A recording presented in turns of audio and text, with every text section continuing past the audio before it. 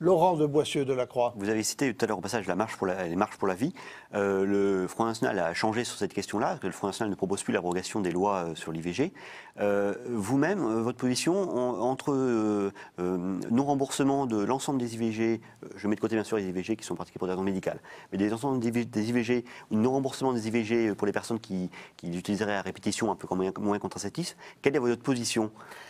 Alors, le Front National, vous dites le Front National a changé, ça ne date pas d'hier quand même. Non, c'était même avant, c'était dès la dernière campagne de votre père. Ah, mais bien avant ça, puisque je vous rappelle qu'en 1986, lorsque le Front National est entré à l'Assemblée nationale avec 35 députés, la proposition de loi qui a été déposée par le Front National était une proposition de loi pour supprimer le remboursement de l'avortement, et non pas pour revenir sur la loi sur l'avortement.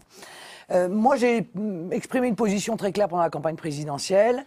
J'ai dit que je considérais effectivement qu'il fallait supprimer le remboursement de ce que certains ont appelé les avortements de confort, ce qui a fait hurler un certain nombre, et qui sont ces avortements répétitifs, qui sont utilisés en quelque sorte par un certain nombre de femmes comme un moyen de contraception. Mais ma réflexion sur ce sujet ne s'arrête pas là.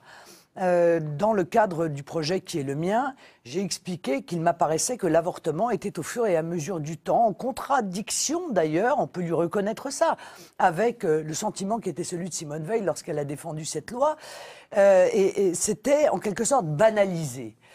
Qu'aujourd'hui, on expliquait aux femmes ou aux jeunes filles dans cette situation que, somme toute, il s'agissait d'une opération relativement banale qui serait oubliée dès le lendemain. Et qu'il m'apparaissait qu'il fallait rappeler à celles qui font ce choix, l'importance, la gravité de ce choix, les conséquences qui peuvent être sur le plan psychologique ce choix, rappeler les conséquences physiques aussi qui peuvent en être la conséquence, offrir surtout d'autres possibilités et notamment le développement de l'adoption prénatale qui faisait partie de mon projet présidentiel. Je remarque juste, permettez-moi, parce que je sais qu'un certain nombre de gens qui se disent de droite restent pro-européens, que madame, je crois que c'est madame Viviane Reding, qui est commissaire européen, a condamné un des pays de l'Union européenne parce que ce pays avait utilisé des fonds européens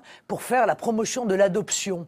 Madame Reding a considéré que le simple fait de faire la promotion de l'adoption était en quelque sorte une forme de lutte contre l'avortement, ce qui lui apparaissait dans son esprit comme un scandale. Bon, eh bien, on en arrive à des aberrations. J'ai vécu ça pendant la campagne présidentielle, où le simple fait de parler d'adoption prénatale semblait être considéré comme un acte d'hostilité insupportable dans l'esprit de certaines féministes. Bon, ça me paraît